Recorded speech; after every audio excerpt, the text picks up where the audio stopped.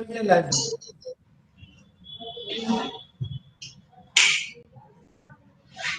Done.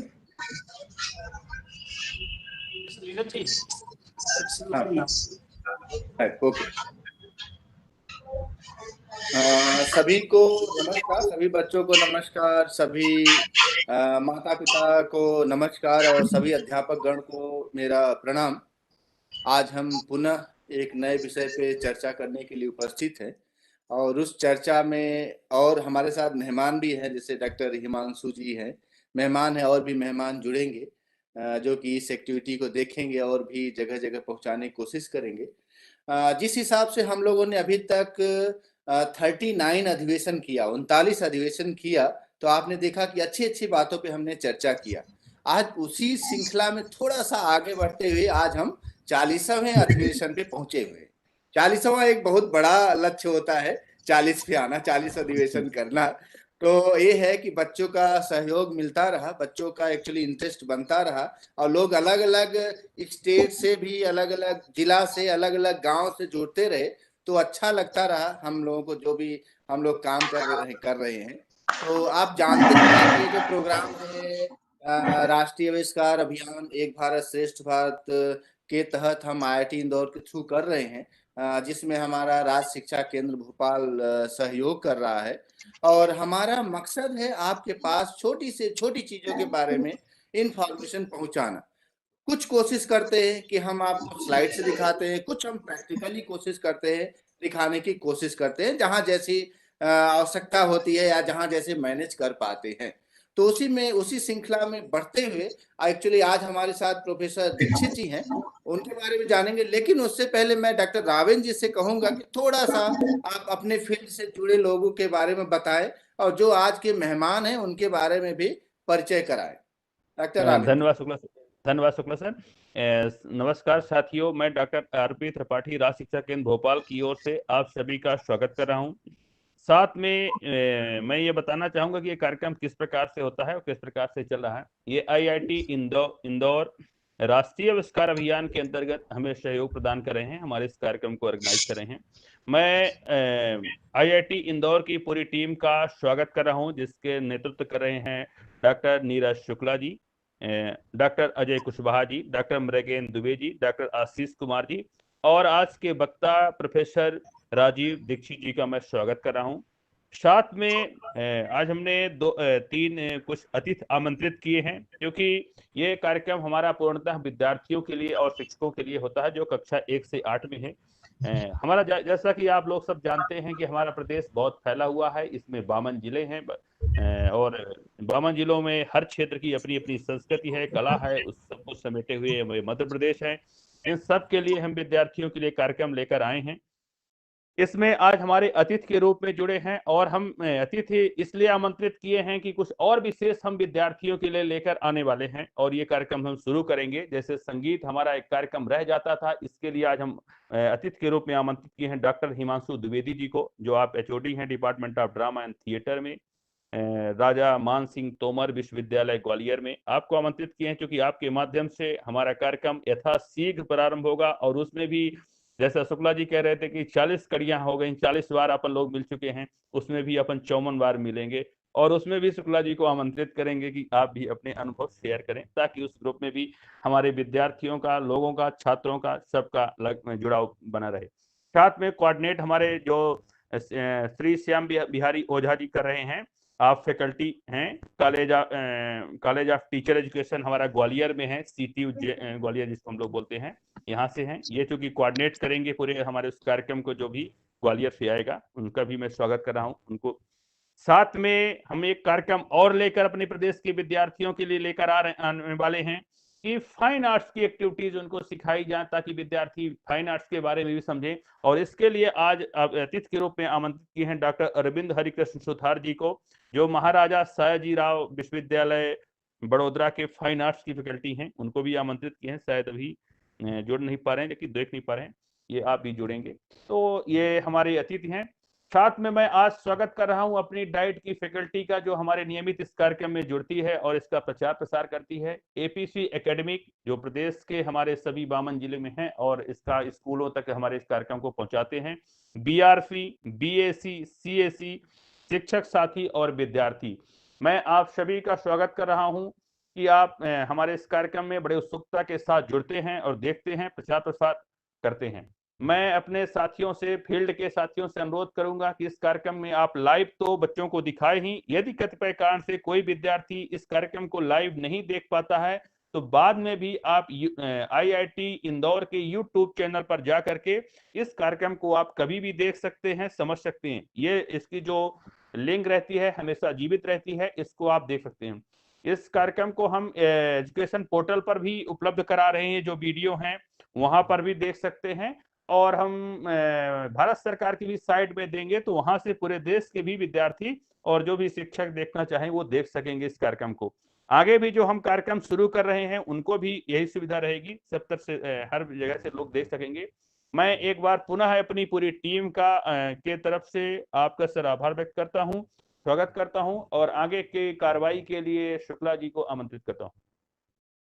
बहुत बहुत धन्यवाद डॉक्टर रावेन जी। मैं अब स्वागत करता हूं प्रोफेसर राजीव दीक्षित जी का, और उनके बारे में परिचय देने के लिए मैं प्रोफेसर अजय कुशवाहा जी से निवेदन करूंगा उनका परिचय दें, जो कि आज अच्छे विषय पे चर्चा करने के लिए उपस्थित हुए, हमारे साथ आए हैं, स्वतंत्रता संग्राम में रसायन शास्त्रियों का योगदान। तो कुशवाहा जी प्लीज परिचय कराएं हमारे आज प्रोफेसर दीक्षित जी का। जी, नीरज जी बहुत धन्यवाद। विज्ञान पर चर्चा कार्यक्रम के आज की कड़ी में उपस्थित सभी विद्यार्थियों, शिक्षक साथियों एवं हमारे साथ वर्चुअल मीडियम से जुड़े प्रोफेसर दीक्षित, अभी द्विवेदी जी हमारे साथ हैं, doctor Dwivedi ji, doctor SP ओझा, और जैसे हमारी बाकी टीम जो रेगुलर टीम है, सभी को नमस्कार। जैसा कि विदित है, टाइटल शुक्ला जी ने कहा स्वतंत्रता संग्राम में रसायन शास्त्रियों का योगदान। ये चूंकि अभी तक हम लोग विज्ञान और गणित विषयों के जो कोर सब्जेक्ट है उस पर बात कर रहे थे, लेकिन इस कार्यक्रम का एक ये भी मैंडेट था कि हम बच्चों को थोड़ा सा इंस्पायर करें, बच्चों को मोटिवेट करें। विज्ञान का बेसिकली क्या है, विज्ञान में हमारा करियर कहाँ हो सकता है और कैसे बच्चे विज्ञान में आगे बढ़े। आई थिंक उसी श्रृंखला में मैंने निवेदन किया प्रोफेसर दीक्षित से कि आप थोड़ा सा इस पर प्रकाश डालें, और जो कि एक ऐसा विषय जो शायद हम सबको बिल्कुल ज्ञात ही नहीं है, या जहाँ पर हमारा ध्यान ही नहीं गया है आज तक कि वैज्ञानिकों ने भी अपना कुछ योगदान दिया होगा स्वतंत्रता संग्राम में। इस अनछुए पहलू को आज प्रोफेसर दीक्षित हम सबको साझा करेंगे। तो इससे पहले, जैसा कि हमारा इस कार्यक्रम का एक स्वरूप है, हम जो भी वक्ता होते हैं उनका थोड़ा सा विस्तृत परिचय, उनका जो व्यक्तिगत है, जो उनका बेसिकली एकेडमिक पूरा मैंडेट रहा है, उसको हम लोग डिस्कस करते हैं।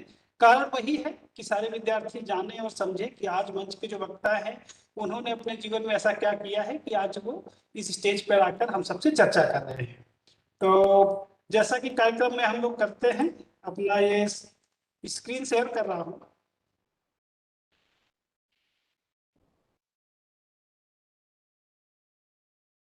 नीरज जी देख पा रहे हैं क्या? हाँ हाँ, दिख ओके, सो आज के जो हमारे वक्ता हैं प्रोफेसर राजीव दीक्षित जी, ये निदेशक हैं महाविद्यालय विकास परिषद, देवी अहिल्या विश्वविद्यालय इंदौर के। और इनके अगर मैं एजुकेशनल और रिसर्च बैकग्राउंड की बात करूं तो इन्होंने मास्टर ऑफ साइंस केमिस्ट्री में किया है विक्रम विश्वविद्यालय उज्जैन से। मास्टर ऑफ फिलॉसफी जो होती है वो भी एक रिसर्च का प्रोग्राम है, लेकिन उसका ड्यूरेशन पीएचडी से थोड़ा सा कम रहता है। वो भी उन्होंने एक शोध कार्य उस पर किया विक्रम विश्वविद्यालय से ही। और फिर इन्होंने जो अपना विशेष शोध कार्य है और जिसके लिए उनको डॉक्टर ऑफ फिलॉसफी की उपाधि मिली, वो देवी अहिल्या विश्वविद्यालय इंदौर से किया हुआ है।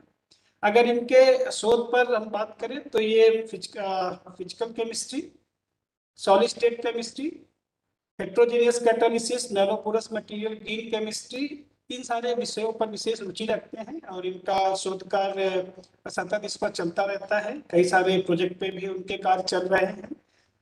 साथ ही साथ जो कि आज का मैंडेट हमारा थोड़ा सा मोटिवेशनल और इंस्पायर्ड लेक्चर करने का है। तो मैं ये भी दिखाना चाहूँगा कि इनके पास कितना अच्छा एडमिनिस्ट्रेटिव एक्सपीरियंस है।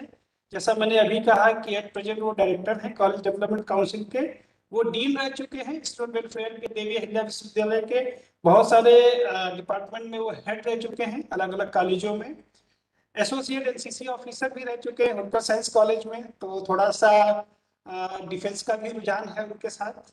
और कई सारे विश्वविद्यालयों में जो प्राइवेट यूनिवर्सिटीज हैं उनमें गवर्नमेंट नॉमिनी भी हो रह चुके हैं, स्टेट ऑफिसर और एडमिनिस्ट्रेटिव ऑफिसर भी रहे हैं होलकर साइंस कॉलेज में। इसके साथ साथ बहुत सारे सोशल एक्टिविटीज में बहुत ज़्यादा इनका इन्वॉल्वमेंट है। और खासकर विज्ञान के प्रचार प्रसार में प्रोफेसर दीक्षित सदैव अपना सहयोग देते रहे हैं। बहुत सारे कार्यक्रमों में हम उनके साथ काम कर चुके हैं और हमें उनके साथ काम करने का मौका मिला और उनके विषय में जानकारी मिली। अभी पिछले साल ही उन्होंने मध्य प्रदेश विज्ञान सम्मेलन के आयोजन में विशेष भूमिका निभाई है, और जो कि ये सम्मेलन पूरे मध्य प्रदेश का था। और इसके अलावा भी वो नेशनल कोऑर्डिनेटर रहे हैं नेशनल यूथ फेस्टिवल में, मीडिया इंचार्ज रहे हैं डीएवीवी के, एग्जीक्यूटिव कमेटी मेंबर रहे हैं सीटी डीएवीवी के, इन्वेस्टिगेशन कमेटी मेंबर। मैंने जस्ट कुछ पॉइंट हाईलाइट किए हैं जो उनकी एक मल्टी डायमेंशनल जो व्यक्तित्व है उसके बारे में बताता है। साथ ही साथ कुछ और जो सोशल एक्टिविटीज है, जैसे उन्होंने एक वर्ल्ड रिकॉर्ड के लिए एक एक्टिविटीज कन्वीन की थी 2014 में, विद्यार्थी विज्ञान मंथन, जैसा कि आज विज्ञान पे ही चर्चा कर रहे हैं, उसका एक नेशनल कैंप इन्होंने ऑर्गेनाइज कराया, एनएसएस पे भी काम किया। तो इस तरीके से अगर मैं एक या दो सेंटेंस में कहूँ तो प्रोफेसर दीक्षित बहुत ही एक्टिव और दूसरे साथ साथ बहुत ही सौम्य हृदय है। बहुत आप जब बात करेंगे आपको पता चलेगा उनका व्यक्तित्व है।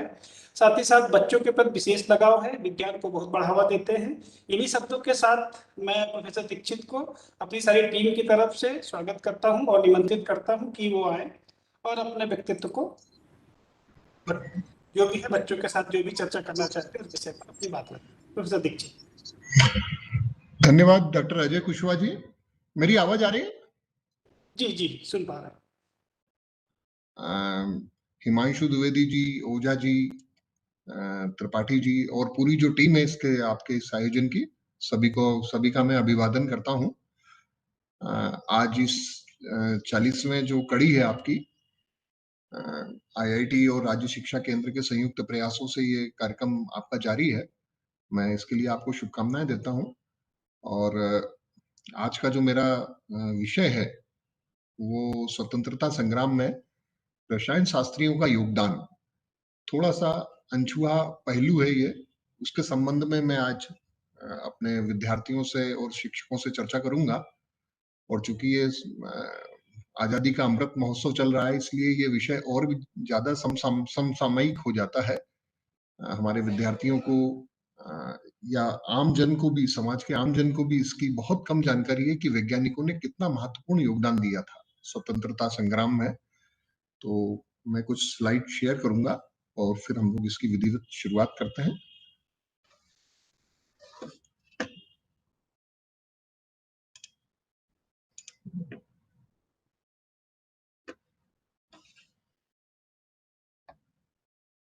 अजय सर, विजिबल है आपको स्क्रीन? अभी साथ थोड़ा समय लेगी। आप शेयर करें, आप शेयर तो करें।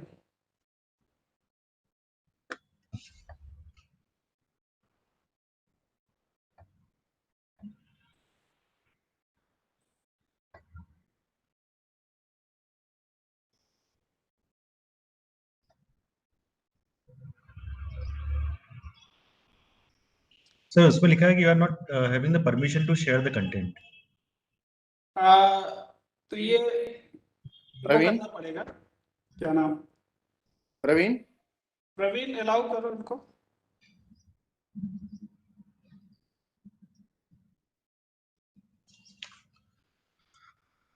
चलिए, जब तक ये प्रक्रिया होती है मैं थोड़ा वार्तालाप जारी रखता हूं आपसे। जी। ये विषय जो जिसमें हम लोगों ने लिखा है स्वतंत्रता संग्राम में वैज्ञानिकों का या रसायन शास्त्रियों का योगदान की हम बात कर रहे हैं, तो थोड़ा सा इसमें विषय में भी थोड़ा सा संशोधन होना चाहिए कि ये स्वतंत्रता का संग्राम की जगह हम इसको स्वतंत्रता का संघर्ष बोलेंगे तो शायद वो ज्यादा बेहतर होगा, क्योंकि संग्राम की जब हम संग्राम शब्द का प्रयोग करते हैं तो हमको एकदम से हमारे क्रांतिकारी याद आते हैं। जब हम स्वतंत्रता आंदोलन की बात करते हैं तो हमको महात्मा गांधी याद आते हैं। किंतु ये जो संघर्ष है, ये संघर्ष समाज के हर तबके ने किया स्वतंत्रता प्राप्ति के लिए। अब वो वैज्ञानिकों का भी क्षेत्र था, उन्होंने भी अपने स्तर पे संघर्ष किया, कला के क्षेत्र के लोगों ने भी संघर्ष किया, और साहित्य के क्षेत्र के लोगों ने भी संघर्ष किया। कला की अगर हम बात करते हैं तो कला के क्षेत्र में कुछ इस प्रकार की कलाकृतियों का सृजन हुआ जिन्होंने हमारे आम जन को प्रेरित किया स्वतंत्रता संग्राम के लिए। साहित्य में भी इस प्रकार का साहित्य उस समय उसका सृजन हुआ जिसने कि हमारे आम जन को स्वतंत्रता के लिए एक प्रकार से आंदोलित किया।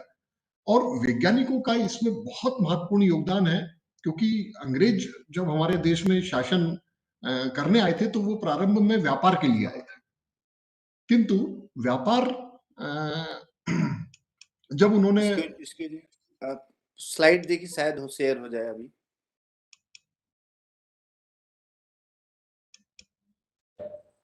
वैभव जी स्लाइड शेयर कर दीजिए। वैभव जी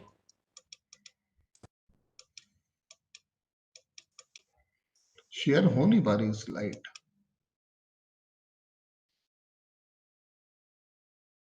अदरवाइज कुशवाहा जी आप मेल पे ले लीजिए और फिर आप शेयर करिए।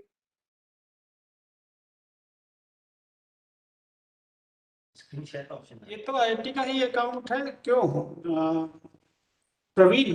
ये सर हाँ, आईटी का अकाउंट है मेरे लाइव का। शुक्ला सर, यदि राजीव सर के पास से नहीं हो पा रही तो आप अपने यहाँ मेल में मंगा लीजिए, यहाँ से शेयर कर दीजिए, सर बोल वहां से देंगे। हाँ, तो प्लीज आप कुशवाहा जी को भेज दीजिए या मुझे। कुशवाहा जी आप ले लीजिए। मैं कोऑर्डिनेट करता हूँ सर। ठीक है, आप कंटिन्यू रखें दीक्षित सर, आप अपना वक्तव्य रखें।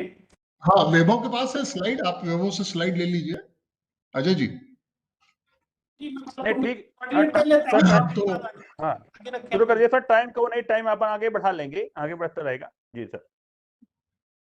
तो प्रारंभिक स्लाइड मेरी वही थी कि जो हमारा जो टाइटल है उस टाइटल में मैं थोड़ा सा ये चाह रहा था कि उस टाइटल में भी हम लोग थोड़ा समझे कि संघर्ष और स्वतंत्रता का आंदोलन और स्वतंत्रता का संग्राम, इसमें बेसिकली अंतर क्या है, ये बहुत महत्वपूर्ण है। और संघर्ष यहाँ पे ज्यादा उपयुक्त शब्द है क्योंकि इसमें विज्ञान के क्षेत्र और अन्य सारे क्षेत्र के लोगों ने यहाँ पे सहयोग प्रदान किया और फलतः हमको आजादी मिली 1947 में। तो यही मेरी ये मेरी पहली स्लाइड थी। दूसरा, चूंकि आजादी का ये अमृत महोत्सव है, तो आजादी के अमृत महोत्सव में हमको कई जो हमारे ऐसे स्वतंत्रता संग्राम सेनानी है जिनको कि वो स्थान, वो दर्जा समाज ने अभी तक नहीं दिया, ऐसे अनसंग हीरोज के बारे में भी हमको बात करना हमारी प्राथमिकता है, हमारा उद्देश्य है आजादी के अमृत महोत्सव को मनाने का। और उसी कारण से हम लोग आज इस टॉपिक पे बात करना चाह रहे हैं जिसमें कि आजादी के संघर्ष में वैज्ञानिकों का योगदान है। तो शेयर हुई है? अजय जी शेयर कर रहे हैं। अजय जी आप शेयर कर रहे हैं?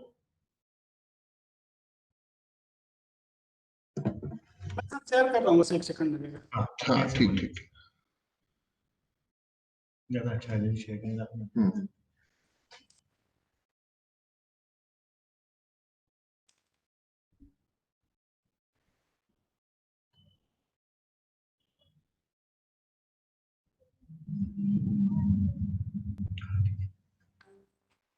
जी देख पा रहे हैं? हाँ संतोष जी, आगे स्लाइड को आगे बढ़ा दीजिए।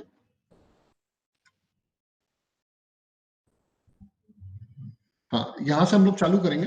अंग्रेजों का जो आगमन हुआ था भारत में, वो ईस्ट इंडिया कंपनी के रूप में वो भारत आए थे और 24 अगस्त 1608 में वो भारत के सूरत शहर में सबसे पहले उनका आगमन हुआ था। और ये जो ईस्ट इंडिया कंपनी है, इसमें कई सारे जो ब्रिटेन के जो इन्वेस्टर्स थे, उनकी राशि इसमें लगी हुई थी और ये विशुद्ध व्यापार के उद्देश्य से ये लोग भारत आए थे 24 अगस्त 1608 में। और इनका जो मुख्य उद्देश्य था कि जो भारतीय गरम मसाले हैं, जो हमारे स्पाइसेस हैं, उनकी बहुत उच्च गुणवत्ता होती है और अंग्रेजों को इसकी बहुत आवश्यकता थी क्योंकि वो लोग ज्यादातर मांसाहारी लोग थे।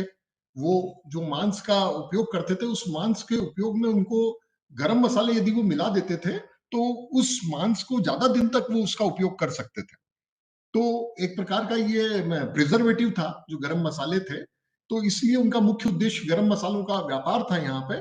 किंतु धीरे धीरे फिर उन्होंने सिल्क, रेशम, कपास, नील, चाय और अफीम के व्यापार में भी उन्होंने में भी वो शामिल हो गए। और ये जो बिजनेस जब तक चल रहा था, जब तक ये व्यापार था, तब तक किसी प्रकार का कोई उनका हस्तक्षेप नहीं था। किंतु अगली स्लाइड बता दें।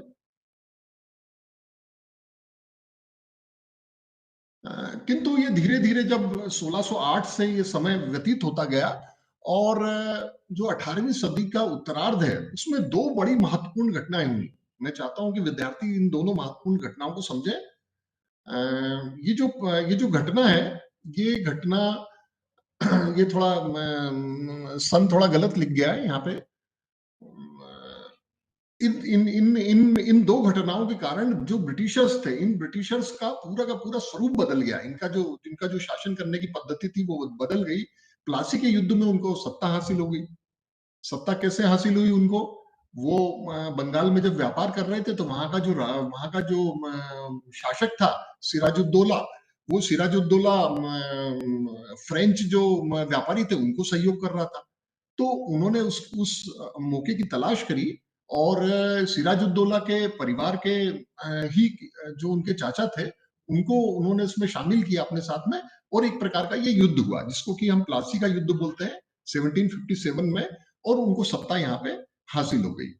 इस सत्ता को हासिल हुई उनको, और उनका व्यापार में एक प्रकार का उनका वर्चस्व स्थापित हो गया। वो मनमानी कीमत पे यहाँ से जो भी चीजें खरीदना चाहते थे उसको उन्होंने खरीदना प्रारंभ किया, और ये उनके लिए और ज्यादा प्रॉफिटेबल हो गया।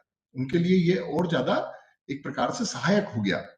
और औद्योगिक क्रांति भी जब हुई तो औद्योगिक क्रांति ने पुनः एक प्रकार का एक परिवर्तन किया। औद्योगिक क्रांति में ये हुआ कि जो जो उद्योग और व्यापार में जो चीजें वस्तुएं निर्यात हो रही थी वो हस्तकला से या कुटीर उद्योग से वो उनका निर्माण हो रहा था। किंतु औद्योगिक क्रांति में मशीन आधारित उद्योग स्थापित हो गए ब्रिटेन में। तो जो मशीन आधारित उद्योग स्थापित हो गए तो वो बड़ी मात्रा में बहुत तेजी से वस्तुओं का उत्पादन उन्होंने प्रारंभ कर दिया। और चूंकि औद्योगिक क्रांति में वस्तुओं का उत्पादन बहुत तेजी से हुआ तो अब अंग्रेजों की आवश्यकता थी कि उनको कच्चा माल भी कहीं से प्राप्त हो। तो कच्चा माल प्राप्त करने के लिए जितने उपनिवेश थे उनमें सबसे ज्यादा जो समृद्ध उपनिवेश था वो हमारा भारत देश था। तो उन्होंने कच्चे माल का यहाँ से निर्यात प्रारंभ किया, क्योंकि उनको सत्ता हासिल हो चुकी थी कई सारी रियासतों में। और धीरे धीरे प्लासी युद्ध के बाद में उन्होंने कई सारी रियासतों में का नियंत्रण, राजनीतिक नियंत्रण अपने हाथ में लेने की कोशिश करी।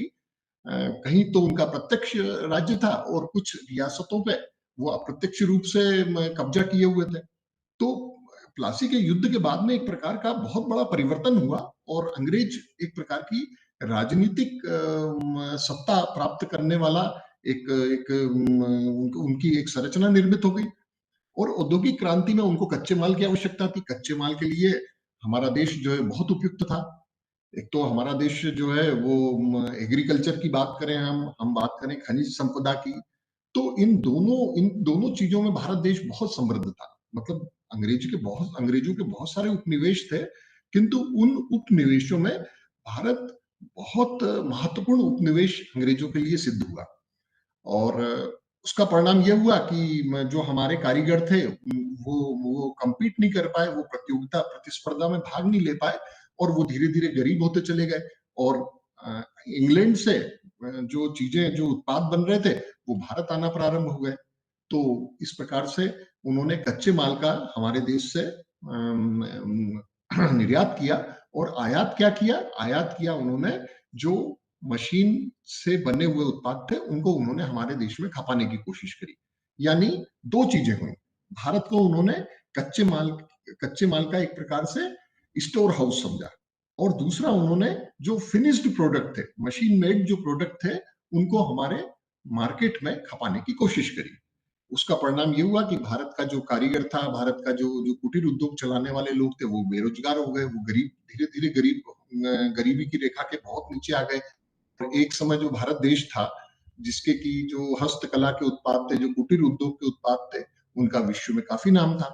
किंतु वो चूंकि प्रतिस्पर्धा में टिक नहीं पाए, इसलिए भारत सोने की चिड़िया से एक गरीब देश में धीरे धीरे परिवर्तित होना प्रारंभ हो गया। अगली स्लाइड बता दें।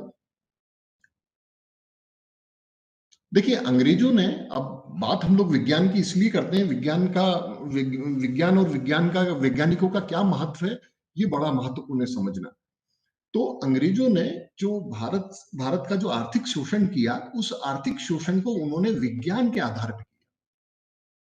औद्योगिक क्रांति जब हुई तो विज्ञान का एक प्रकार से वहां पे वो गोल्डन टाइम था। कई सारे वहां पे सिद्धांत प्रतिपादित हुए, उस पर आधारित कई सारी मशीनरी उन्होंने निर्मित करी।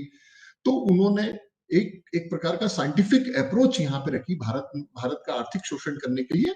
और उसमें सबसे पहला है जियोलॉजिकल सर्वे ऑफ इंडिया। ये 1851 में विश्व का प्राचीनतम औद्योगिक संस्थान इसको हम बोल सकते हैं। और इसका क्या उद्देश्य था, जियोलॉजिकल सर्वे ऑफ इंडिया का? इसका उद्देश्य था भारतीय जो भी खनिज और जो भी संसाधन है जो पृथ्वी के अंदर है, इसकी वो पूरी मैपिंग कर रहे थे। क्यों? क्योंकि उनको कच्चे माल की आवश्यकता थी, और कच्चे माल को वो एक प्रकार की मैपिंग करके पूरे देश की मैपिंग करना चाहते थे कि कहाँ पे आयरन है, कहाँ पे कॉपर है, कहाँ पे सिल्वर है, जितने महत्वपूर्ण जो धातुएं हैं उनको किस प्रकार से और कहाँ से उनको निकालना है, इसका वो सर्वे कर रहे थे। रेल और टेलीग्राफ का भी उन्होंने प्रयोग किया। उनका उद्देश्य रेल यातायात उपलब्ध कराना नहीं था। उनका उद्देश्य क्या था? उनका उद्देश्य था कि जो कच्चा माल है, बिहार में है, यूपी में है, और भी जो दूरस्थ जो शहर हैं, उनसे उनको बंदरगाह तक लाना था। तो बंदरगाह तक लाने के लिए उन्होंने रेल का पूरा एक नेटवर्क स्थापित किया। टेलीग्राफ का भी उन्होंने प्रयोग चालू किया ताकि वो उनका जो एक प्रकार का कम्युनिकेशन है वो थोड़ा तेज हो जाए।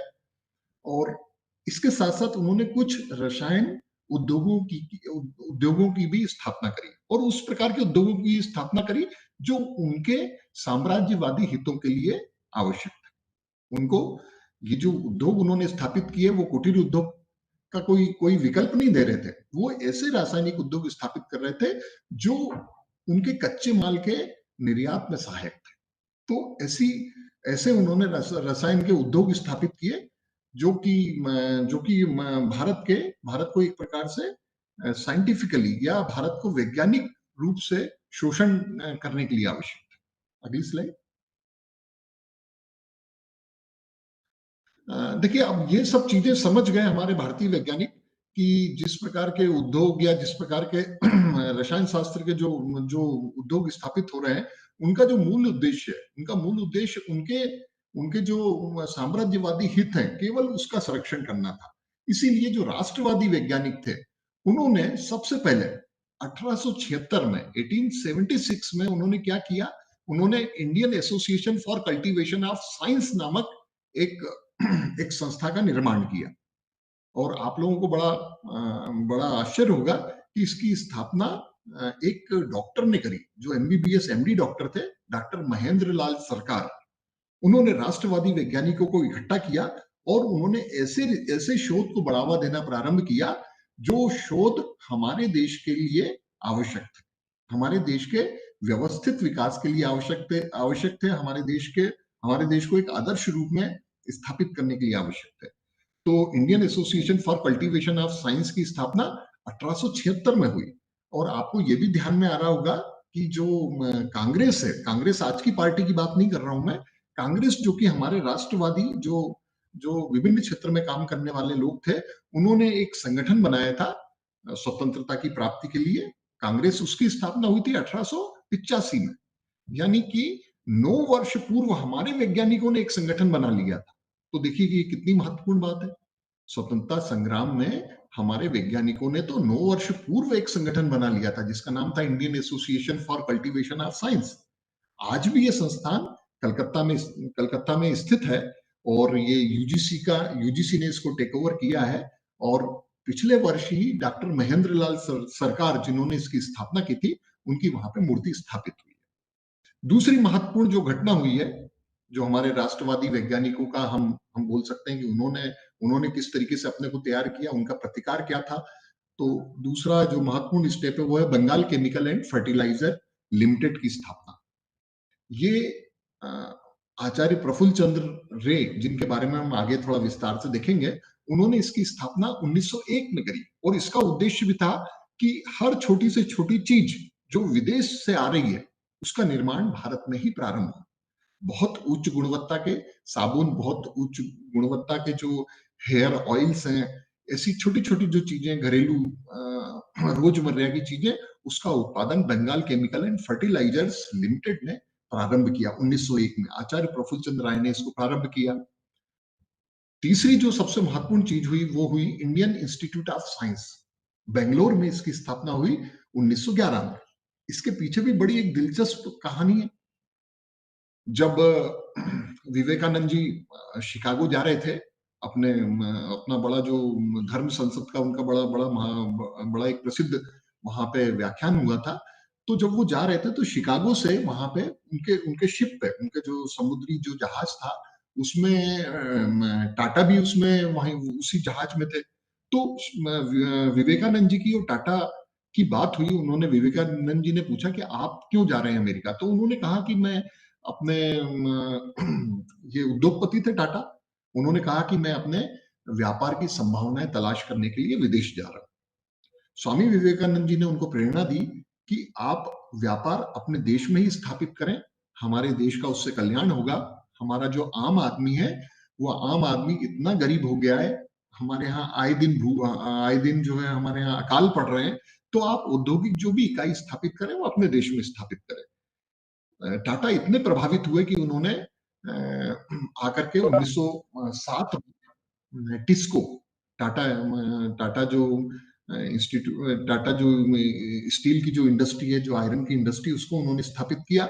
और उन्होंने टाटा को उन्होंने प्रेरणा दी कि ना सिर्फ आप अपनी औद्योगिक इकाई स्थापित करें, बल्कि ऐसे शोध कार्य भी आप करें भारत में, ताकि भारत भी अपने को एक शक्ति संपन्न विज्ञान के क्षेत्र में बना सके।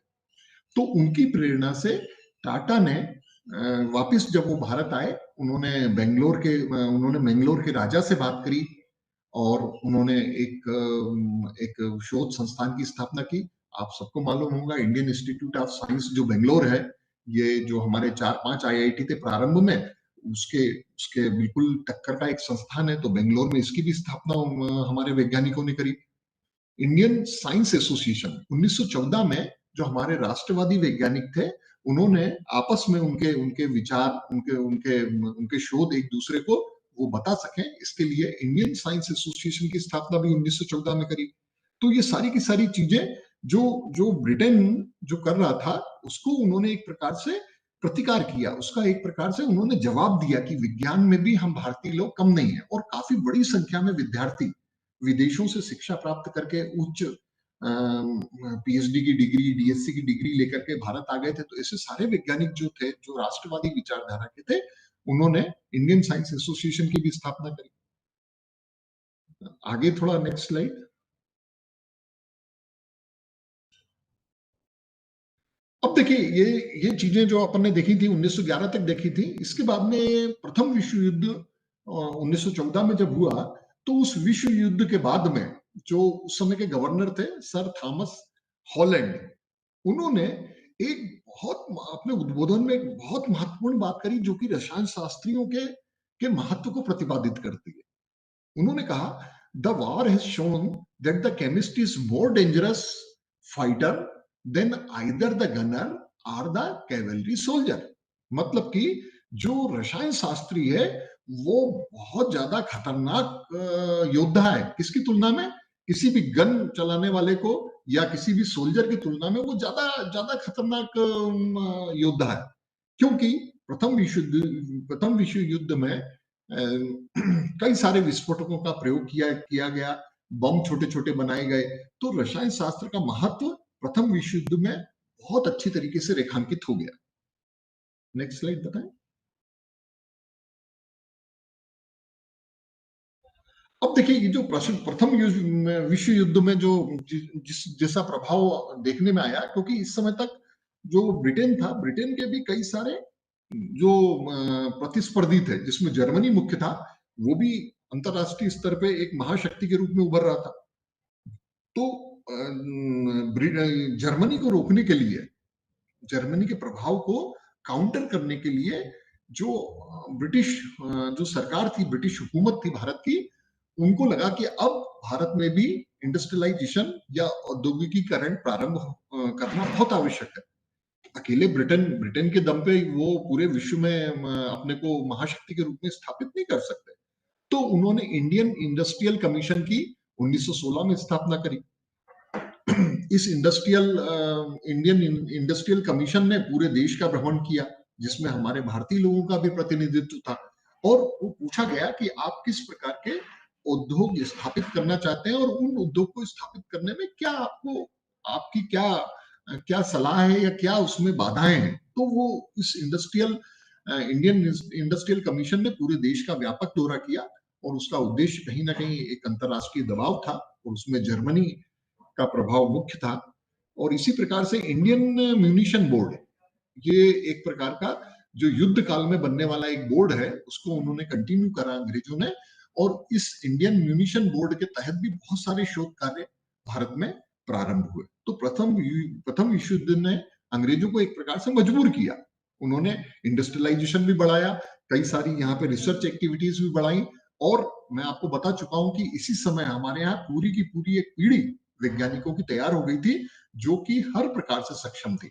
हमने Indian association for cultivation of science की बात करी थी। उन्होंने ना सिर्फ राष्ट्रवादी वैज्ञानिकों को इकट्ठा किया था, बल्कि उन्होंने कई सारे प्रतिभाशाली विद्यार्थियों को जापान, जर्मनी भेजा, ताकि वो वहां से शोध और शोध कार्य सीख करके आए, और भारत में भी उस प्रकार के शोध कार्य को बढ़ावा दे, जो कि हमारे देश के इंडस्ट्रियलाइजेशन के लिए आवश्यक है। इंडस्ट्रियलाइजेशन सिलेक्टिव नहीं हो। ब्रिटिशर्स क्या चाहते थे कि इस प्रकार की इंडस्ट्री लगे, जो इंडस्ट्री केवल उनके हितों का संरक्षण करे। उनको भारतीयों की जीवन दशा या उनकी आर्थिक स्थिति की जरा से भी चिंता नहीं थी। तो प्रथम विश्व युद्ध का ये प्रभाव पड़ा, और अंग्रेज दबाव में थे, और इंडस्ट्रियलाइजेशन तेजी से हुआ इंडियन इंडस्ट्रियल कमीशन के माध्यम से और इंडियन म्यूनिशन बोर्ड के भी माध्यम से। आगे बढ़ा दें। ये देखिए, ये सबसे महत्वपूर्ण स्लाइड है आज के हमारे इस प्रेजेंटेशन की। इसमें आपको जो चित्र दिख रहा है, ये एक ऋषि तुल्य व्यक्ति दिख रहे हैं, जिनको हम लोग बड़े सम्मान से याद करते हैं, रसायन शास्त्री आचार्य प्रफुल्ल चंद्र राय। इनका जो जन्म हुआ था 2 अगस्त 1861 में हुआ था, और उनकी मृत्यु स्वतंत्रता के 3 वर्ष पूर्व 1944 में हुई थी, 16 जून 1944 को। और ये आचार्य प्रफुल्ल चंद्र राय के बारे में बोला जाता था कि Rishi Dadhichi in the service of nation. Rishi Dadhichi राष्ट्र की सेवा में। दधीची की हम लोग बात करें तो हमारी जो पौराणिक कथाएं हैं, हम लोग उसमें दधीची ऋषि को बहुत सम्मान से देखते हैं। उन्होंने क्या किया था, उन्होंने सद्गुणों को और जो देवतुल्य जो लोग थे, उनकी रक्षा के लिए अपनी हड्डियां गला करके एक शस्त्र बनाया था। उसी प्रकार से हड्डी गलाने वाला ये व्यक्ति था। इन्होंने कभी शादी नहीं करी। इन्होंने इतने विद्यार्थियों को रसायन शास्त्र के शोध की शिक्षा प्रदान करी कि भारत एक शक्ति संपन्न देश बने, और वो अपनी पूरी तनख्वाह बंगाल केमिकल को या विद्यार्थियों को शोध कार्य के लिए उपलब्ध कराते थे। तो ऐसे ऋषि तुल्य ये व्यक्ति थे, जिनको कि हम पितामह मानते हैं हमारे रसायन शास्त्र का। और उनके बारे में अंग्रेज बोलते थे कि ये वैज्ञानिक के भेष में क्रांतिकारी है। कैसे क्रांतिकारी हैं, मैं थोड़ा सा विस्तार से आपको समझाना चाहूंगा कि जो आचार्य प्रफुल्ल चंद्र राय हैं, वो जो बंगाल केमिकल है, बंगाल केमिकल में वो जो साबुन, तेल और इस प्रकार की चीजें तो बनी रही थी, इसके अलावा वो कहीं ना कहीं क्रांतिकारियों को भी मदद कर रहे थे, जो विस्फोटक उपलब्ध कराते थे। ताकि देखिए, ये जो स्वतंत्रता हमको मिली है, इसमें क्रांतिकारियों का भी योगदान है, उनका भी एक दबाव था ब्रिटिश हुकूमत पे। तो क्रांतिकारियों को उन्होंने विस्फोटक पदार्थ उपलब्ध कराए। और दूसरी तरफ उन्होंने क्या किया, उन्होंने उस समय एक वेल्थ ट्रेन थ्योरी, आप लोगों ने, विद्यार्थियों ने कहीं नाम सुना होगा, दादा भाई नौरोजी ने उसको प्रतिपादित किया था। और उस थ्योरी में, उस सिद्धांत में उन्होंने समझाया था कि अंग्रेज किस प्रकार से भारत का शोषण कर रहे हैं। वो कच्चा माल यहाँ से ले जाते हैं, और वहां से जो जो उत्पाद बनते हैं उसको भारत के मार्केट में खपाते हैं। उनकी जो कर की नीति है वो बड़ी बड़ी कष्टकारी है। भारतीय लोग उससे लगातार गरीबी की रेखा में जा रहे हैं, बहुत गरीब होते जा रहे हैं भारतीय समाज। तो उन्होंने जो वेल्थ डेन थ्योरी दी थी उसको भी, जो उसका जो वैज्ञानिक पक्ष था, उस वैज्ञानिक पक्ष में हमारे आचार्य प्रफुल्ल चंद्र राय का बहुत महत्वपूर्ण योगदान है। ये सामान्यतः जब जब हम लोग पढ़ते हैं इतिहास में तो उसमें पीसी रे का कहीं नाम नहीं आता, उसमें नाम आता है कि दादा भाई नौरोजी ने सिद्धांत को प्रतिपादित किया और इसने ब्रिटेन के जो बुद्धिजीवी थे, ब्रिटेन में भी कुछ बुद्धिजीवी और जो जो कल्याणकारी मानवता के जो जो करीबी लोग थे, उन्होंने भी जब वेल्थ डेन थ्योरी को पढ़ा तो उन्होंने ब्रिटिश इंडिया हुकूमत थी उसको बोला कि भाई आप लोग इस तरीके से शोषण ना करें। तो उसमें भी इनका बड़ा महत्वपूर्ण योगदान था। आचार्य प्रफुल्ल चंद्र राय ने जो तीसरी महत्वपूर्ण चीज करी वो था हिस्ट्री ऑफ हिंदू केमिस्ट्री का प्रकाशन किया। हिस्ट्री ऑफ हिंदू केमिस्ट्री ये बड़ी महत्वपूर्ण एक प्रकार का पब्लिकेशन था और इसका जो उद्देश्य था जो प्राचीन भारतीय जो परंपरा थी विज्ञान की उसको उन्होंने संकलित किया। इसमें बुद्धिज्म टेक्स्ट भी हैं, मतलब जो बौद्ध संस्कृति के हैं, जैन संस्कृति के हैं, ऐसे सारे के सारे जो हमारी वैज्ञानिक जो शोध थी उसको उन्होंने बड़ी प्रामाणिकता से इसको प्रकाशित किया। इसका इसका उद्देश्य ये था कि जो अंग्रेज जो हम लोगों को, जो हमारी नई पीढ़ी, उस समय की पीढ़ी के जो विद्यार्थी थे उनको उनके दिमाग में ये डाल रहे थे कि आपका देश तो सपेरों का देश है, आपका देश तो जो है उसमें उसका कोई बैकग्राउंड नहीं है, साइंस के बारे में उनको कोई जानकारी नहीं है। तो आचार्य प्रफुल्ल चंद्र राय ने हिंदू केमिस्ट्री की स्थापना करके एक प्रकार का हम भारतीय लोगों में आत्मगौरव का भाव भी पैदा किया। इसमें उन्होंने एक उदाहरण मैं आपको देना चाहूंगा। इसमें नागार्जुन के समय आपको शायद विद्यार्थियों को मालूम होगा, आप लोगों ने यदि भ्रमण किया होगा, दिल्ली में कुतुब मीनार के पास में एक लोह स्तंभ है। उस लोह स्तंभ में जंग नहीं लगती, रस्टलेस उसको हम लोह स्तंभ बोलते हैं। इसी प्रकार के लोह स्तंभ धार में भी हैं, मध्य प्रदेश के धार में भी हैं। तो ये जो लोह स्तंभ है इसका जो लोहा था वो बहुत उच्च गुणवत्ता का लोहा था और उसको उन्होंने आचार्य प्रफुल्ल चंद्र राय ने इस किताब में समझाया उन्होंने कि वो जो लोहे का निर्माण कर रहे थे तो वो इतनी उच्च गुणवत्ता का लोहा था कि उसमें जो आयरन के साथ में जो दूसरी मेटल है, सामान्यतः वो निकिल होती है या मैग्नीज होती है, तो मैग्नीज को वो पूरी की पूरी तरीके से उससे निष्कृत कर देते थे, उसको रिमूव कर देते थे। और यदि दो मेटल होंगी तो ही रस्ट का फॉर्मेशन होता है। जंग का रसायन शास्त्र के आप लोग जो विद्यार्थी हैं, आप लोगों ने पढ़ा होगा, जब भी जंग का निर्माण हो रहा है तो उसमें दो मेटल होती है। तो एक मेटल को हम लोगों के जो कारीगर थे, मध्य प्रदेश में भी एक अंगारिया प्रजाति है जो बालाघाट के आसपास पाई जाती है, वो लोग आज भी इस गुणवत्ता का लोहा बनाते हैं जिसमें जंग नहीं लगती। तो आप सोचिए कि हम लोग कितना हम लोगों का रसायन शास्त्र के बारे में कितनी जानकारी रही होगी हमको कि हम ऐसा लोहे का निर्माण कर देते थे जिसमें जंग नहीं लगती थी। हमने चिकित्सा के क्षेत्र में, हमने गणित के क्षेत्र में, हमने कोई ऐसा क्षेत्र नहीं छोड़ा जिसमें कि हम लोगों को जानकारी नहीं थी। इवन जो समुद्री जहाज थे, शिप और नेविगेशन, इसके बारे में भी बहुत प्रामाणिक जो साहित्य था उसको उन्होंने प्रकाशित किया इस किताब में। तो हिस्ट्री ऑफ हिंदू केमिस्ट्री ने एक प्रकार से हमारे देश में आत्मगौरव का भाव हमारे वैज्ञानिकों में पैदा किया और उसी का परिणाम था कि 1900 से 1930 तक ऐसी अनेक खोजें हुई, ऐसे जो पाश्चात्य विज्ञान के आधार पे थी। पूरा विश्व इस चीज का लोहा माना, पूरे विश्व ने इस चीज का लोहा माना कि जो भारतीय शोध की परंपरा है, भारतीय ज्ञान की परंपरा है, वो बहुत प्रामाणिक है और बहुत प्राचीन काल से भारतीयों के पास में ये उपलब्ध है। आचार्य प्रफुल्ल चंद्र राय के ही दो महत्वपूर्ण विद्यार्थियों का मैं नाम आपको बताऊं तो आपको समझ में आएगा कि आचार्य प्रफुल्ल चंद्र राय का क्या व्यक्तित्व रहा होगा। एस.एन. बोस, जिनके नाम से जो हिग्स बोसॉन जो इक्वेशन है वो उनके विद्यार्थी थे। मेघनाथ साहा इनके विद्यार्थी थे। तो ऐसे ऋषि तुल्य ये आचार्य थे और इन्होंने इंडियन केमिकल सोसाइटी की भी 1924 में स्थापना करी और शोध का एक मौलिक स्वरूप प्रदान किया भारत में। एक एक जिसको बोलते हैं एक रिसर्च की परंपरा प्रारंभ की, बेसिक रिसर्च की परंपरा प्रारंभ की भारत में। और ये जो आप देख रहे हैं मर्क्यूरस नाइट्राइट की भी खोज उन्होंने की थी। मर्क्यूरस नाइट्राइट उस समय का सबसे महत्वपूर्ण एक प्रकार का रसायन था जिसका कि बहुत जगह प्रयोग होता था। और इस जो मर्क्यूरस नाइट्राइट है ये डबल साल्ट होता है, तो इस डबल साल्ट का निर्माण पूरे विश्व में कहीं पर भी नहीं हो पा रहा था। उन्होंने अपने अपने रिसर्च के अपने अपने जो शोध कार्य वो कर रहे थे उस समय उन्होंने 1896 में इसकी स्थापना करी। इसको उन्होंने खोज शब्द की जगह हम ऐसा बोलेंगे, इसको उन्होंने उसका निर्माण किया मर्क्यूरस नाइट्राइट का। और मर्क्यूरस नाइट्राइट का निर्माण यदि उन्होंने किया था तो पूरा का पूरा पाश्चात्य जगत, पूरे का पूरा अंग्रेज, पूरे के पूरे जर्मनी और जितने भी उस समय के देश थे जो कि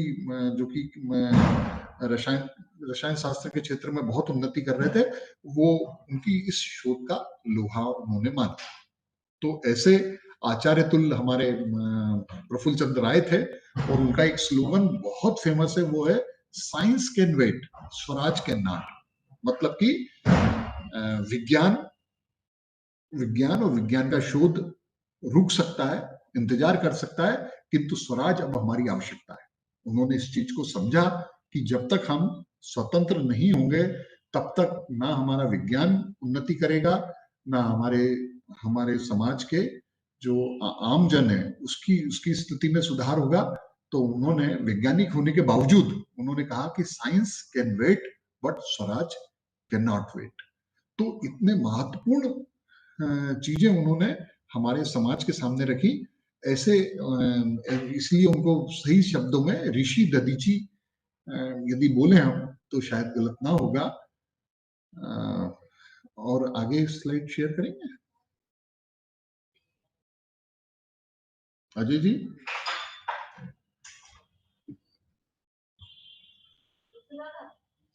जो अन्य महत्वपूर्ण रसायन शास्त्री हैं जिनका योगदान रसायन शास्त्रियों का योगदान रहा है, देखिए योगदान से हमारा तात्पर्य क्या है, इन्होंने वो सारे उत्पाद का निर्माण किया जो उत्पाद अभी तक आयात हो रहे थे, जो विदेशों से हमको प्राप्त हो रहे थे, उन आयात को इन्होंने रोका। और देखिए जब हम आयात कम करेंगे, निर्यात ज्यादा करेंगे तो हमारा देश कैसा होगा, हमारा देश आर्थिक रूप से मजबूत होगा। तो ये ऐसे सारे रसायन शास्त्रियों के नाम मैं यहाँ पे आपके साथ में शेयर कर रहा हूँ जिन्होंने हमारे देश को मौलिक शोध कार्य किए, हमारे देश में ऐसे उत्पाद का निर्माण किया, ऐसे वस्तुओं का निर्माण किया जिन पे अभी तक हम लोग विदेश पे निर्भर थे। तो इसमें सबसे पहला नाम है बाबा करतार सिंह। बाबा करतार सिंह ये केमिस्ट्री के प्रोफेसर थे और इन्होंने स्टीरियो केमिस्ट्री में बहुत महत्वपूर्ण कार्य किया। स्टीरियो केमिस्ट्री के ये भारत के सबसे उस समय के महत्वपूर्ण शोध कार्य करने वाले व्यक्ति थे। दूसरे जो थे यहाँ पे H.K. सेन, ये इंडस्ट्रियल केमिस्ट थे। इन्होंने कई सारी इंडस्ट्रीज को किस प्रकार से उनको प्रभावशाली तरीके से उत्पाद का निर्माण करना है, उन्होंने इस चीज को बताया। फिर पीरे जो थे ये एक प्रकार के इनऑर्गेनिक, एनालिटिकल और न्यूक्लियर केमिस्ट्री पे काम करने वाले व्यक्ति थे। देखिए आप, न्यूक्लियर केमिस्ट्री पे काम करने वाले ये सब व्यक्ति थे। और कब के थे ये? 1900 के आसपास के थे ये सारे के सारे व्यक्ति थे। अगला नाम इसमें है बीबी डे का। उन्होंने इलेक्ट्रोकेमिस्ट्री में और केमिस्ट्री ऑफ कुरिन्स में बहुत कार्य किया और हमारे देश को उन्नति प्रदान करी। इसमें अगला नाम है पीबी सरकार का। तो जो पीबी सरकार थे उन्होंने एनालिटिकल केमिस्ट्री, मतलब कि जो एनालिसिस होती है उस एनालिसिस को एक प्रकार से गति प्रदान करी है हमारे देश में। और आरसी रे हमारे देश में उन्होंने बोरोहाइड्रेट एक बहुत महत्वपूर्ण एक पदार्थ होता है जिसका कि बहुत सारी इंडस्ट्रीज में प्रयोग होता है, उसका उन्होंने निर्माण किया और उसमें कई सारे उन्होंने शोध कार्य किए। फिर आर एल दत्ता ने सोप, इंक और ऑयल पे इन्होंने कार्य किया और हमारे देश को आत्मनिर्भर या अपने देश पर भी हम लोग गर्व कर सकते हैं हमारे उत्पाद पर। इस प्रकार की एक उदाहरण उन्होंने भी प्रस्तुत किया। एनआर धर ये सॉइल केमिस्ट थे। सॉइल केमिस्ट मतलब कि जो सॉइल की टेस्टिंग होती है, जो मिट्टी का परीक्षण होता है जिस पे आधारित हम फसलें चुनते हैं। तो पहले इस प्रकार का ज्ञान केवल ब्रिटिशर्स वैज्ञानिकों के पास था, किंतु उन्होंने भी इसको यहाँ पे विशेषज्ञता हासिल करी उन्होंने सॉइल साइंटिस्ट के रूप में। और अगला नाम है एनआर धर। एनआर धर के बारे में मैंने बता दिया, साइंटिस्ट थे ये। एसएस भटनागर आपको मालूम है कि ये बहुत आज तक बड़ा प्रतिष्ठित नाम है, और एसएस भटनागर के नाम से हम लोग वैज्ञानिकों को पुरस्कार भी देते हैं। उन्होंने कोलाइडल केमिस्ट्री, सॉइल केमिस्ट्री पे इन्होंने भी कार्य किया। जेसी बोस ये जो स्ट्रॉन्ग इलेक्ट्रोलाइट्स थे जिनका की बहुत आवश्यकता पड़ती थी सेल के निर्माण में, उन्होंने इस पे शोध कार्य किया। तो ये जो राष्ट्रवादी हमारे वैज्ञानिक थे, इन्होंने ऐसे उदाहरण प्रस्तुत किए और ऐसी इन्होंने इनकी कार्यशैली थी कि हमारा देश ब्रिटिशर्स पे धीरे धीरे उसकी निर्भरता समाप्त हो गई। और यही एकमात्र कारण था कि जो 1947 में जब हमारा देश आजाद हुआ, तो उस समय तक ब्रिटेन को ये लगने लगा कि अब भारत पे शासन करना फायदे का सौदा नहीं है, क्योंकि उनका मूल उद्देश्य तो था यहाँ से फायदा लेना, आर्थिक रूप से यहाँ का शोषण करना, और उसका फायदा किसको पहुंचाना? अपने देश को पहुंचाना, ब्रिटेन को पहुंचाना। तो यही वो व्यक्ति हैं जो वैज्ञानिक हैं, किंतु इनको स्वतंत्रता संग्राम सेनानी के रूप में हम बहुत कम लोग जानते हैं। एक अंतिम बात बता करके अपना मैं वक्तव्य यहाँ पर खत्म करूंगा आज। एक तो जब आचार्य प्रफुल्ल चंद्र राय की मुलाकात महात्मा गांधी जी से होने वाली थी, तो महात्मा गांधी जी के जो गुरु थे गोपाल कृष्ण गोखले, बच्चों को नाम मालूम होगा, महात्मा गांधी अपना राजनीतिक गुरु किसको मानते हैं? गोपाल कृष्ण गोखले को मानते हैं। तो गोपाल कृष्ण गोखले जब महात्मा गांधी से मिलवाया गोपाल कृष्ण गोखले ने कि ये बहुत राष्ट्रवादी व्यक्ति हैं और इन्होंने पूरा जीवन अपना राष्ट्र के लगा दिया। तो महात्मा गांधी सोच रहे थे कि कोई व्यक्ति आएगा खादी के वस्त्र पहने हुए, क्योंकि खादी के बारे में बात चल रही थी, खादी स्वदेशी होता है और बाकी सारे वस्त्र विदेशी होते हैं। तो जब प्रफुल्ल चंद्र राय आए तो सूट में, और उन्होंने बिल्कुल पाश्चात्य कपड़े पहने हुए थे, तो महात्मा गांधी बड़े नाराज हुए। उन्होंने कहा कि भाई हमको तो आपके बारे में बताया गया कि आप तो राष्ट्रवादी हैं और राष्ट्रवादी वैज्ञानिक हैं, और आप तो ये पाश्चात्य वेशभूषा पहने हैं, आपके जो वस्त्र हैं ये विदेशी वस्त्र होंगे।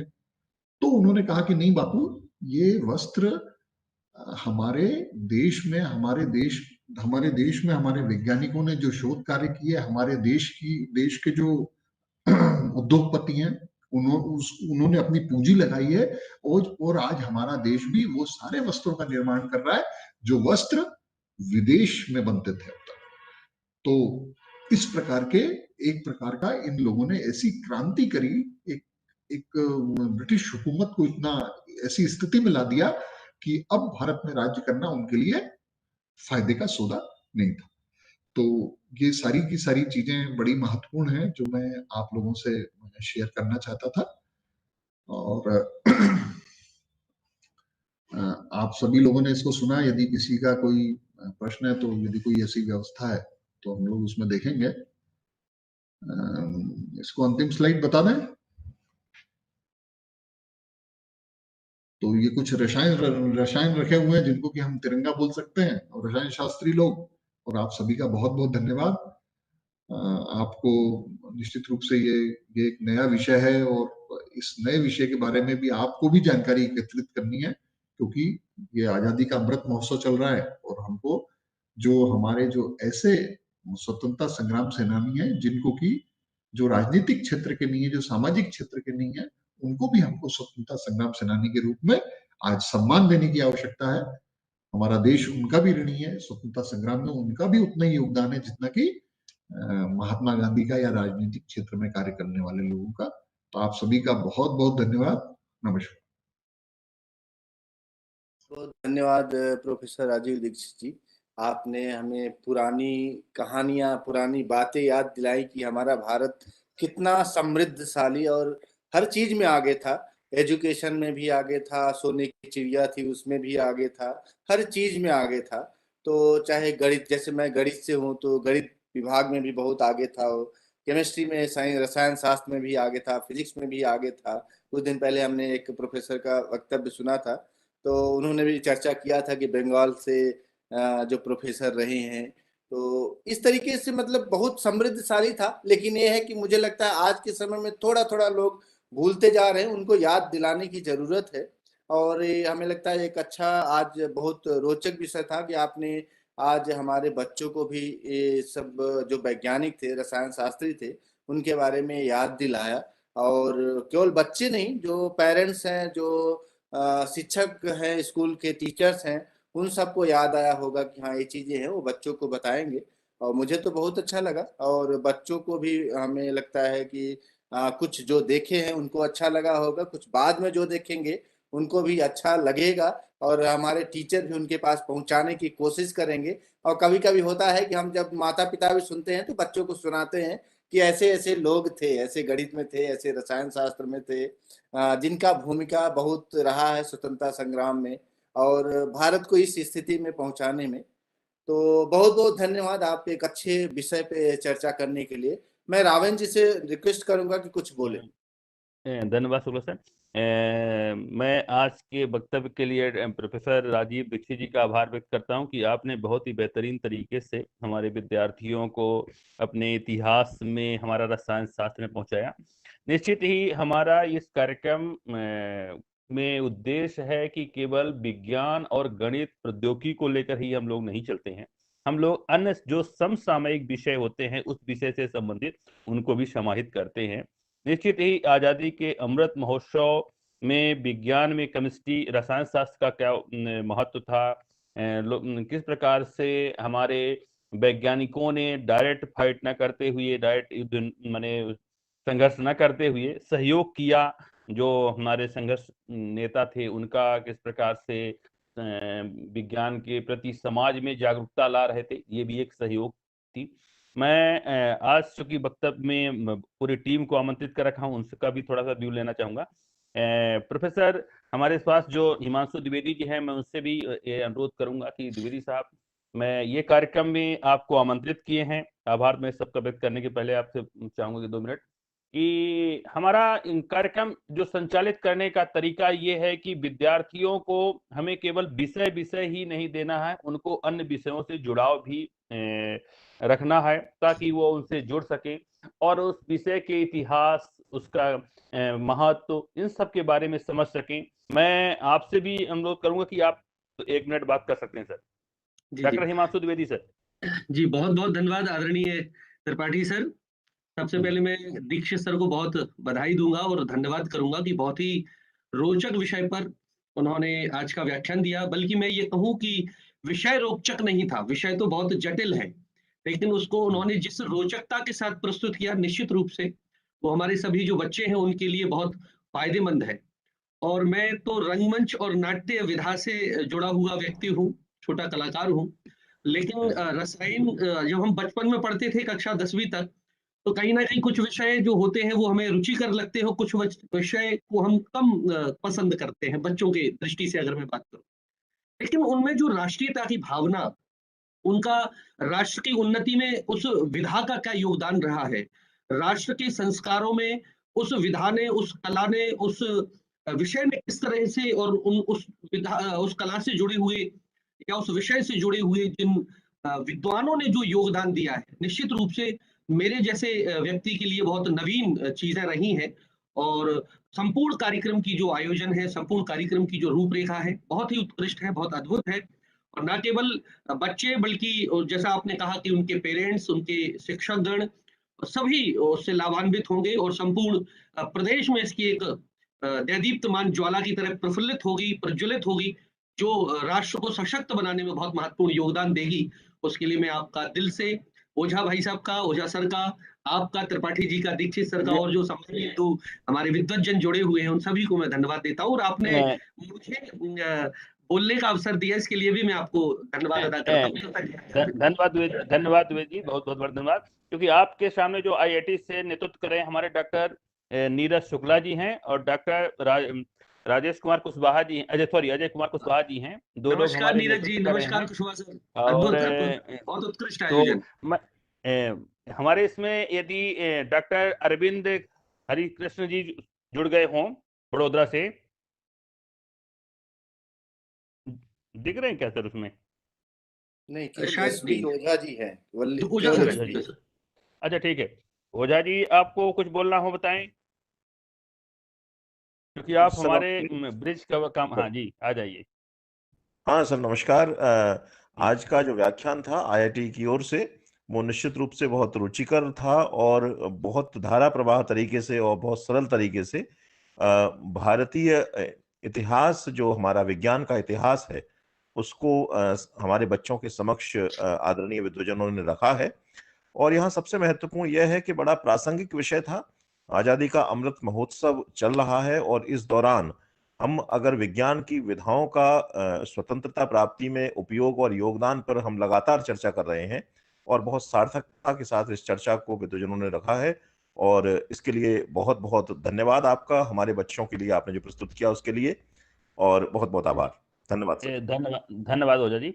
मैं डॉक्टर आरपी त्रिपाठी राष्ट्रीय केंद्र की ओर से आईआईटी की पूरी टीम का इस व्यवस्थित आयोजन के लिए धन्यवाद व्यक्त कर रहा हूं, जिसमें डॉक्टर नीरज शुक्ला जी, डॉक्टर अजय कुशवाहा जी और आज के वक्ता डॉक्टर राजीव दीक्षित जी का, कि आपने बहुत ही बेहतर, बहुत ही बेहतरीन सब्जेक्ट लेकर के आए और हमारे विद्यार्थियों का ज्ञान वर्धन किया। निश्चित ही हमारे विद्यार्थी, शिक्षक और हमारे जो फील्ड के व्यक्ति हैं इससे लाभान्वित हुए होंगे और लाभान्वित भविष्य में भी होते रहेंगे, क्योंकि जैसा कि हमने आपसे व्यक्त किया कि ये हमारे जो लिंक होती है इसमें तत्काल भी लोग देख सकते हैं और ये बाद में भी देखने के लिए उपलब्ध रहती है, और साथ में आईआईटी यूट्यूब चैनल पर भी जाके देख लेते हैं। हमने इस पूरे एपिसोड को, पूरे कार्यक्रमों को दीक्षा पोर्टल पर भी दे रहे हैं, तो भारत के पूरे देश के लोग, यहाँ तक कि विदेश के लोग भी इसको देख सकेंगे। ये सभी के लिए उपलब्ध रहेगी सुविधा।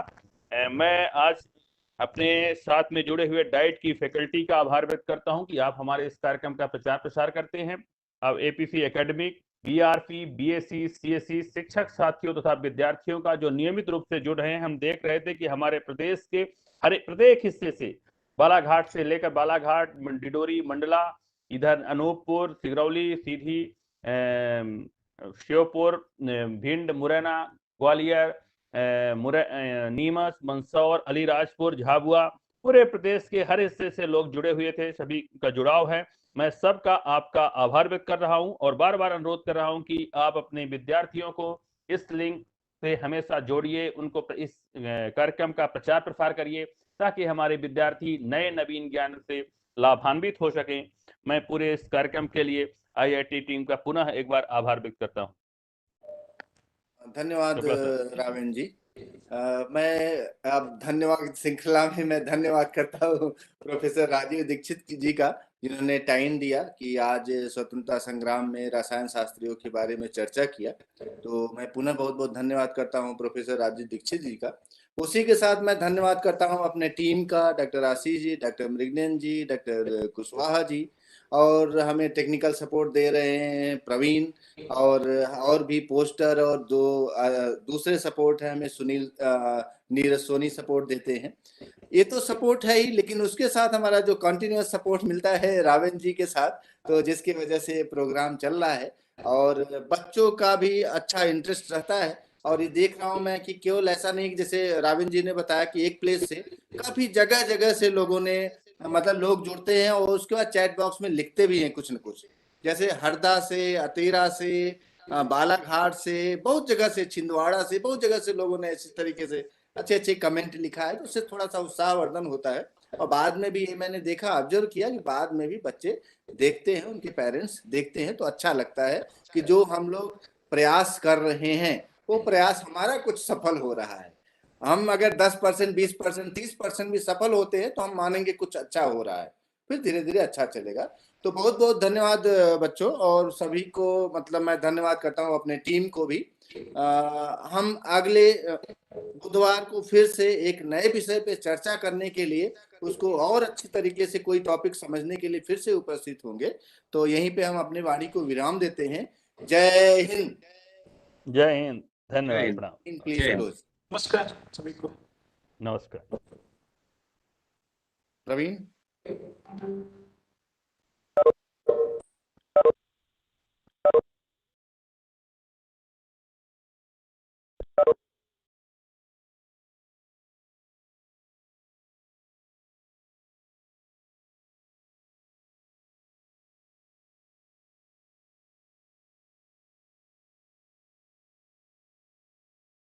प्रवीण।